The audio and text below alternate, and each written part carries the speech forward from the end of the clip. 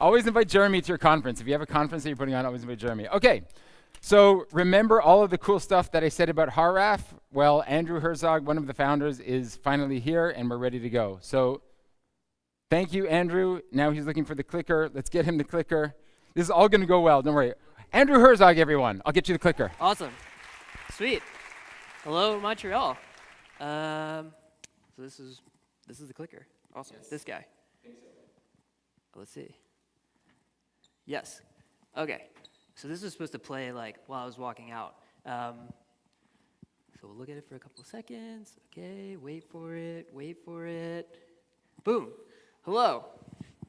More importantly, hello, Montreal.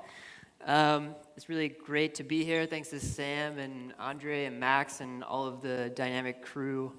It's good to be in Montreal. Things are a little weird in America right now, so it's really lovely to be in Canada. You guys are probably wondering, we can just like settle this right now. This is my Uncle Werner. He's German. He's a filmmaker, if you're not familiar. No, he's not, actually. But I do tell people this a lot the first time that I meet them. And so I wanted to just say it here because hopefully we'll talk afterwards. And basically, if I tell you this, obviously it's a lie, and you should know that now. And not respond to it when I tell you it or call me out for it. So I run a new design studio in New York City. I'm one of 4 partners. These are my other 2 partners. And then we have one more named Pedro, who is not in this photo. He was traveling at the time, but I really like this photo because we're standing on stools and it's kind of fun. So it's Carly and Nicky.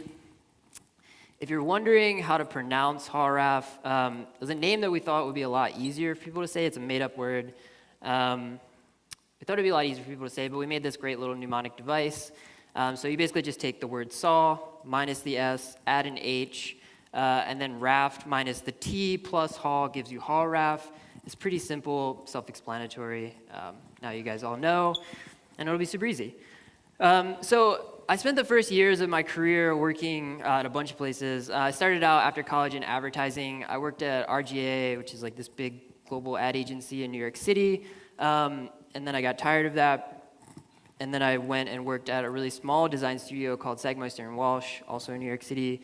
And then eventually went to Google to work at the Creative Lab, again in New York City. I really don't need to keep denoting that. But it was there that I met my 4 partners. And what I want to talk to you today about is the importance that I place and that we as a studio place in making things that people can interact with. So for us, interact doesn't always mean digital either, which we find that after being at Google, a lot of people expect a lot of digital stuff out of us, which we do very well, and one of our partners is a software engineer, but it's not the only thing that we do, and I find that it's not the only way that people make things to interact with. So, probably wondering what would qualify me to talk about some things like this, some broad, grandiose ideas, and I thought about that too, and what I came back to was these 2 things in my life, one of them being sarcasm, the other one being a t-shirt. So I'll explain more. My family is sarcastic as fuck, like to the point that it is like difficult to have conversations sometimes with them. But it's something that in growing up and kind of going through my life, when I was young, I realized that there's like this formula. There's almost this puzzle that sarcasm creates that you have to then like kind of solve to be able to communicate with people who refuse to speak in any other language but sarcasm. And so I could say something like, oh, it's really nice to see you. And maybe I haven't seen you in a year, and it is actually nice to see you. Or maybe I saw you an hour ago, and it's actually just being very sarcastic. And so there's this interesting puzzle that kind of takes place where we're trying to understand, like through the language, you're kind of understanding like the context of like, oh, I just saw him, his body language, the voice, you know, his tone of voice. I can tell that he's lying. I can tell that he's being sarcastic. And so in those communications, there kind of has this underlying level of interactivity that happens in a very basic form of language. The other thing is a t-shirt. And I recreated it for the purposes of this talk, but it's a t-shirt that my dad wore when I was a child, mortifyingly, and he would wear it to the point where I'm pretty sure it disintegrated in the wash.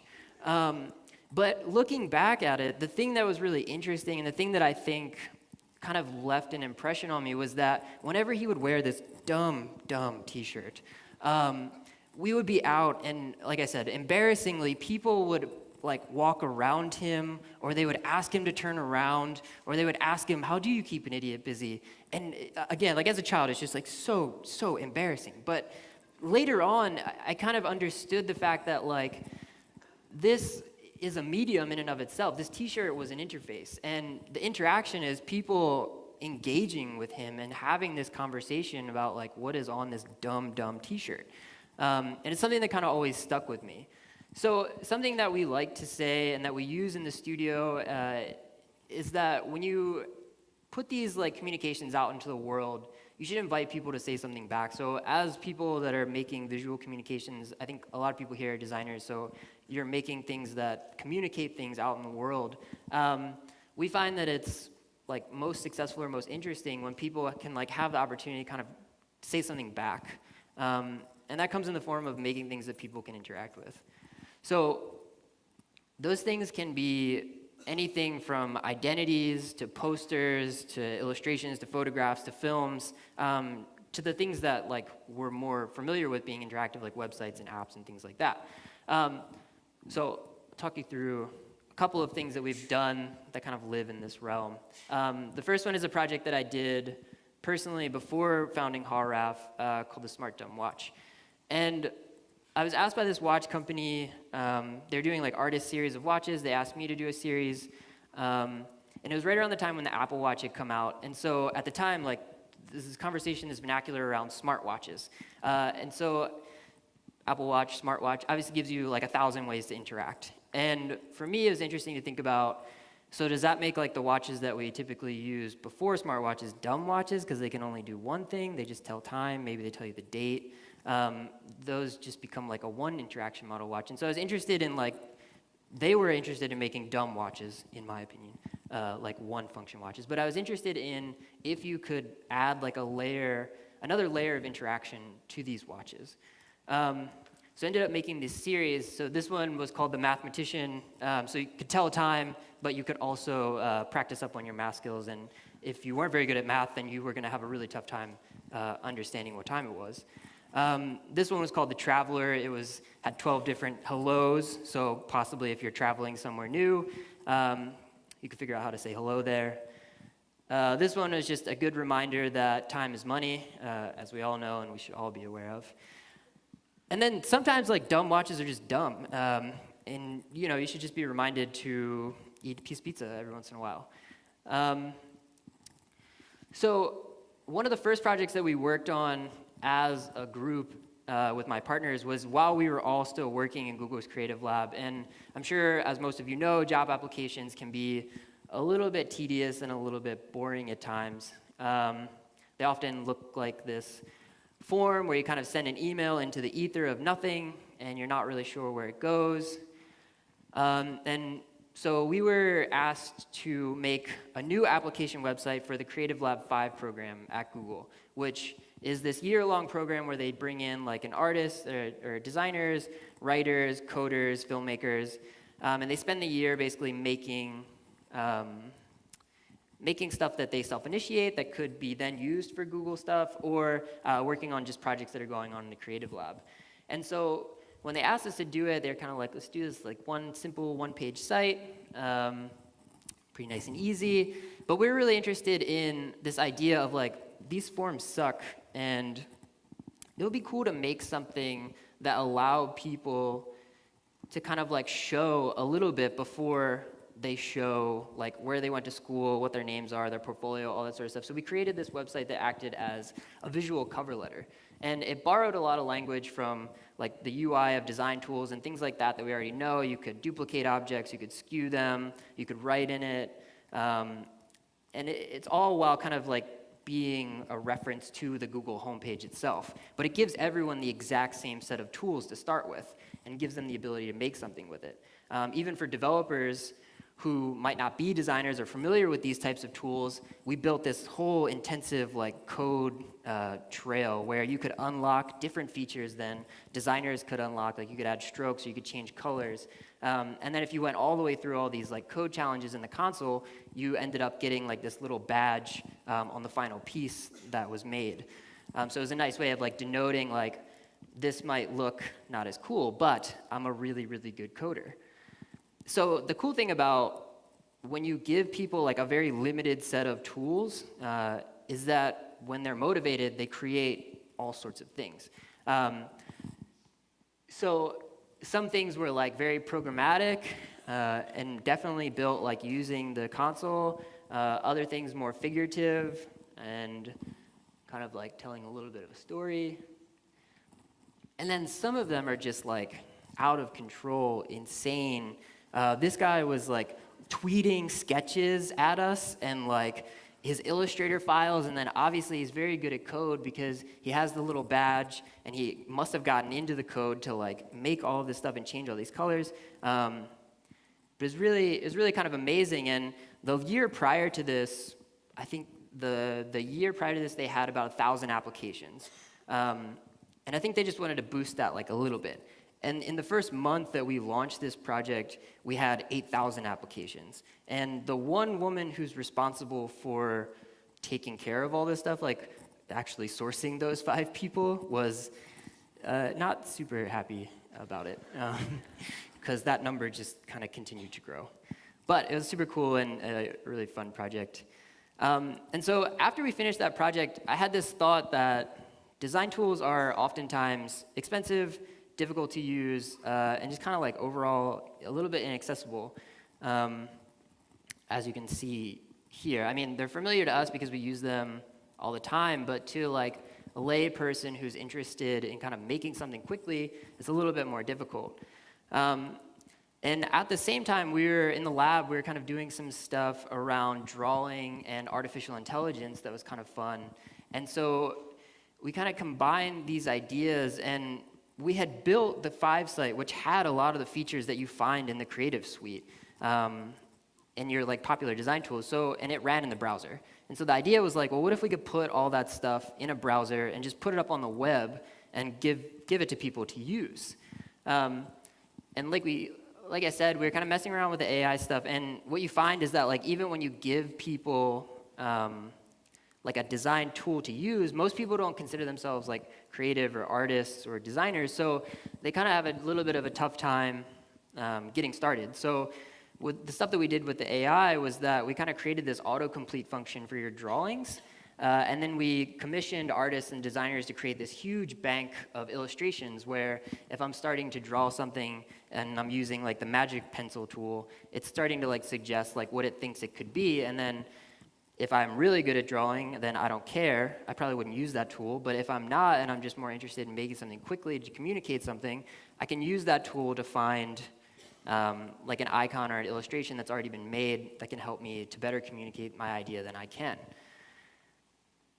So after HAWRAF had officially started and we had all left Google, they asked us to contribute to this bank of drawings, to which we decided to do a series of houses. We thought it was really interesting that most people, when they're asked to draw houses, kind of draw like a box with a triangle on top, but that's not nearly where any of us actually live.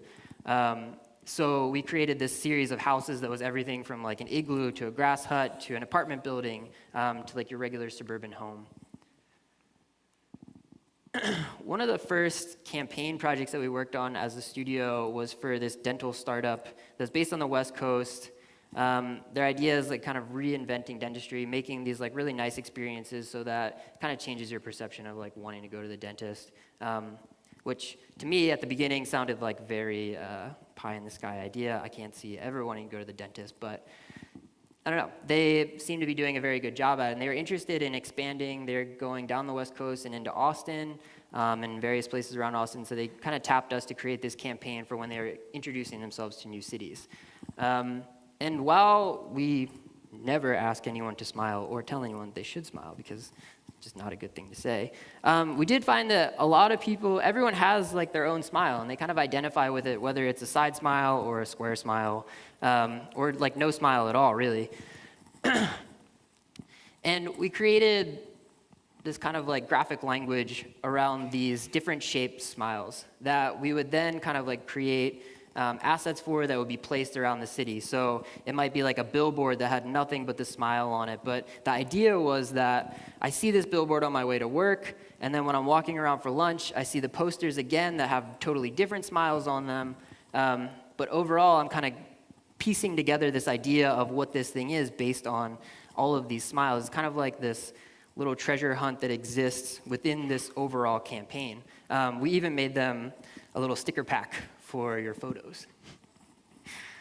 But probably the coolest thing that we made with them was these mirrored posters that allowed you to kind of like go up and like kind of position yourself in front of one of the smiles and then take a photo.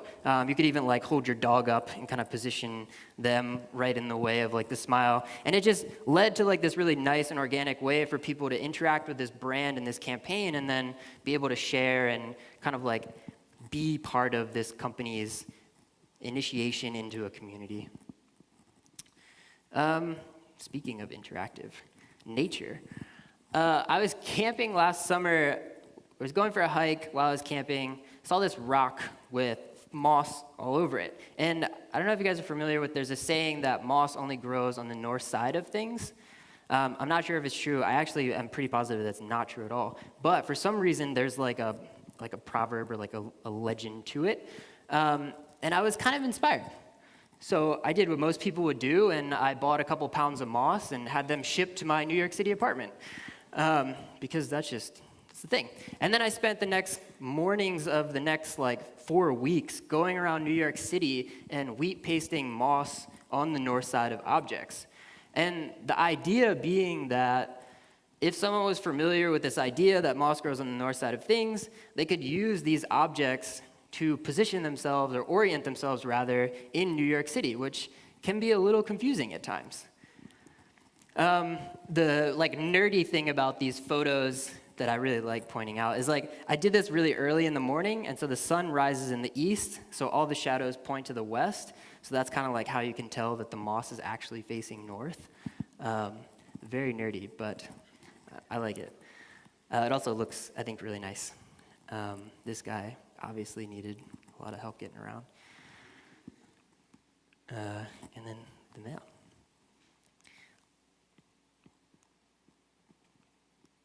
Okay, so when we first started the studio, one of the big ideas that we had was that a lot of agencies and studios don't really show that much about their process. They don't talk about it much. They kind of keep a barrier around it, which ends up making it a bit difficult for people to kind of understand like what goes on in a design studio or agency. At the same time, we were kind of messing around a little bit with live streaming, stuff like that. We're kind of interested in like this idea of using live streaming as a medium to kind of like show process and show mistakes and show things that work. So we decided to do this project in November called the A to Z project, which is where we spent 26 hours making something for every letter of the alphabet each hour. So we built this website that looks like this. It acted as kind of like this generative portfolio that as the 26 hours went, we would add the projects to it. People would be able to come there, see what we had made. They would also be able to see a live stream of what we were doing. So we also built this, which we never really showed. This is like kind of an ugly thing, but it was hooked up to dictionary.com, and every hour we would click a letter, and that would give us a word and a definition, and then we would use that as our brief to kind of like work for that hour. So we would visually communicate whatever word was pulled from the dictionary randomly. Live streaming is pretty easy to do as long as you don't want to do it for 26 hours straight and when you don't want to pay for it. So we had to kind of like hack together a few different things. One involved duct taping an iPad to the ceiling, running like a Google Hangouts that ran for 8 hours straight, and then the other one involved this Mevo, which ran Facebook Live, and that would run on like 4-hour increments. So we had this big schedule of like every 8 hours, 4 hours, we would like have to switch a link on the back end of the website. But it led to people getting like this kind of front seat view of what was going on, and each hour of us kind of going through this process of like picking a letter, then concepting what we're going to make, then trying to make that thing, then uploading it all to the website, and seeing like what works. I mean, what works in process, what doesn't work in process, what's good, what's bad. There's a few views. As I said, like we had the one duct tape to the ceiling, which was awesome, and then we had another one. So at the end of every hour, we would document like our highs and lows of that project. So we'd say like what we thought worked, what didn't work. And we made a lot of things. For A, we attached a ball of string to Nicky and then wanted to see how far we could go.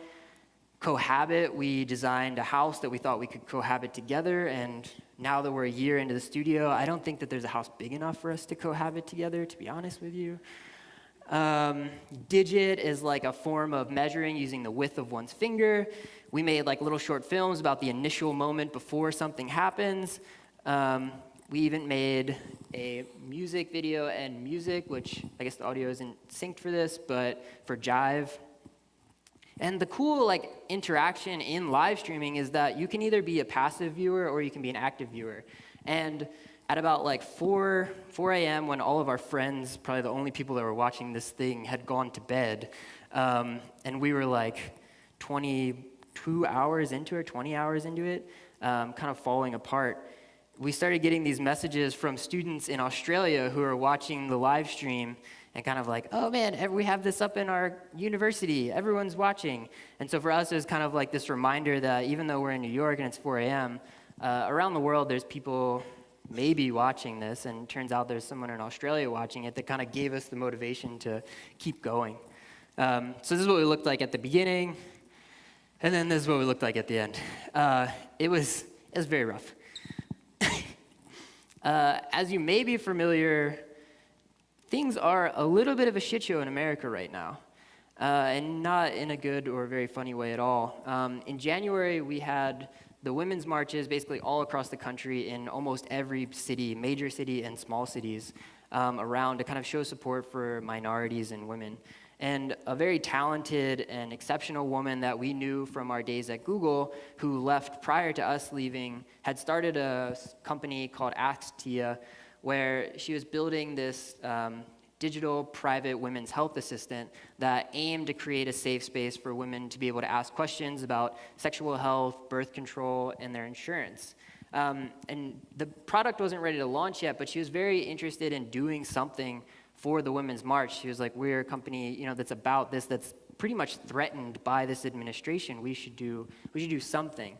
And so we had this idea to do just like a poster generator. We wanted to make a tool for people to use. So rather than like trying to add another voice, another opinion, we just wanted to build something that would allow people to make their own things and have their own voices. So we made this microsite with a little letter from her that kind of explained why and what she was doing. And then we created this poster generator that allowed people to kind of like pick a background, and then they could pick like a slogan. And then at the end, they could download the actual file for it, and they could either print it right there, or they could put it on like a flash drive and take it wherever they wanted to get it printed. And like with a little tiny bit of press, it was cool because like she's based on the West Coast, we're based on the East Coast, and then my partner Carly went to Washington, D.C. to participate in the march, and all of us saw, without knowing the people, like these posters kind of show up in and about these huge crowds of people that were there, which was really cool to see, along with just a million other posters and people out there to support the rights of women and minorities and people that should be supported in the United States. Yes, you can clap to that. I agree. So CW&T are two humans that make really finely engineered things. They aim to make things that kind of exist in this space that probably you didn't even know you needed a thing, and then they also want to make those things so that they last forever, that you give them to your children. They make things like this pen made out of titanium that has this like nice little, it has like a tiny flat edge in the cylinder so that if it's on your table and it starts to roll, it stops itself, which is like a nice little thing. To this jump rope that will last you literally forever because of the materials that it's made out of. To this pen that's made out of stainless steel that has this nice ruler block case. to the always popular TV wheelbarrow. And this finely engineered minimalist keychain that they just recently launched. And the thing about the stuff that they make is that oftentimes takes a year or more to produce. And in that year, they're spending time like testing materials, they're prototyping shapes, they're working with manufacturers to get the process down. And they're doing a lot of stuff in that year. And when they came to us, initially they were looking for an e-commerce site, because typically the way that they do it is they'll launch stuff on Kickstarter, which has been extremely successful for them. They get funded by like hundreds and hundreds of percent. But what happens is they have this like year or 2 years of development before they can launch something. And so in that, they like launch something, it's a big splash, and then they kind of go silent for a while. And what we I saw them doing was like, hey, you spend all this time doing, and then you spend like this large chunk at the end, like trying to brand all these process photos and photos of the actual products, and then you share like a little tiny bit. But you're not art directors, and they don't want to be art directors, but they felt very self-conscious of that. So we were like, what we really would love to see you do, unsolicited advice, of course, was like spending as much time sharing as you were doing, and having that branding piece take up much, much less of the time. And so what we ended up creating was this identity system for them that involved creating an application that ran on desktop and mobile that gave all the images that they shared or that they wanted to post to social media this label. So each product that they were making would get a colored dot and a project ID, and they would get that from the day that the project starts. And so the first sketch, they post the first photo, it has this thing on it, and then when the product is launched, it gets the colored dot on it as well. And so what that leads to is in their social media feeds, they start to have these like bands of, oh, there's a couple blue dots, there's a couple red dots, because they don't just have one project going on at once. They're doing like 10 different things. They're prototyping with all sorts of stuff, Mylar and things like that. And so we're really interested in having them show that and kind of create like a following, more of a following based on the things that they're doing, because the people that are buying their products are probably also very interested in what kind of weird stuff they're working on, and maybe help them to understand what should be brought to market, rather than just like hiding for a year and then at the last second kind of putting something out into the world. So we ended up designing a website that did have the e-commerce platform on it and everything. And so the final projects are on the left, and then it has like that social stream on the right that kind of gives you an idea of like what they're cooking up next. And the kind of cool like interactive part about this identity that we ended up creating was there's this decoder that lives on the website. So the idea was to try and build a fan base out of the fact that if someone knows, or if someone is interested, they see like the first sketch of something, they say like, oh, that green dot is new, that's different, I want to see like, they just showed like a little sketch, but I can't really tell what it is. I can go to the decoder and I can tell like, oh, this is going to be something that's going to be bigger than a house. They're going to only make one of them, and it's going to be made out of wood. And so then like, as a consumer, as just a fan, like I can get more interested and follow along more in the process of them making, rather than just having to wait a year until they decide to surface with a new project. So reading, I think, or like books, is probably one of the most interesting interfaces that we have. It's probably one of the most oldest interfaces that we have.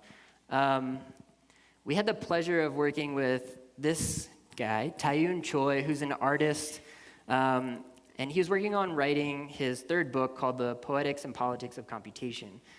He's also the co-founder of the School of Poetic Computation in New York City. And he works with people of varying abilities, often teaching accessibility and inclusion in art and technology. So a lot of work that he does deals with accessibility. And when it came time to publish this third book that he's looking to publish, he kind of came to us saying, like, I don't want to publish another physical book. I want to publish something on the web, because I feel like a website anyone can go to for the most part, and they can read there. And that was kind of like what he brought to us. And what we ended up creating, designing and building, was this platform that he could input his text and citations and images into, and then anyone who comes to the site can adjust the default design of the website, so they can change the type, the font, the line spacing, the letter spacing, the line length, kind of all of these things that get commonly talked about in like reading circles of like what are the best line lengths and things like that. We made them so that they're adjustable, so that you could come to this website if you're interested in reading the book on desktop or mobile, and you can adjust basically all of the features of the website to suit the way that you think is best for you to read. And also, we kind of messed around with this idea of like, what is like a book in digital form? So thinking to the way that we navigate a book physically, a lot of times like you have a bookmark in it, and you can kind of see like, oh, I'm halfway through the book, I'm a quarter of the way through the book. And so with this, oh, this is the wrong slide for this. I'll go to that one to explain it. So with this, the pages would start out all stacked on the right, and as you read, they move from right to left. So if I'm halfway done the book, it saves my space when I leave the website. When I come back, I have half the pages on one side, half the pages on the other. And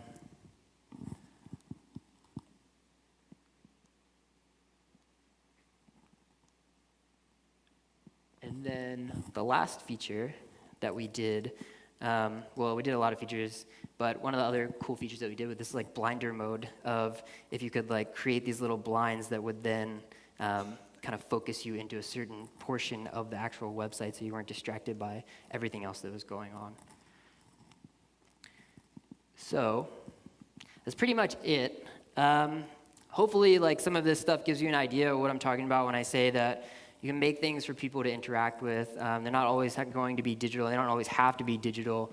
But in a lot of ways, one of the most important things that I think that we're trying to do, and I would like encourage people to think about, is creating work that creates conversations for people to have. So rather than just talking straight to someone, giving them the opportunity to kind of like click or touch or do whatever with it, take photos of it, or just even like kind of make them puzzled a little bit or inquisitive about something that you're making, results just in better communications with people.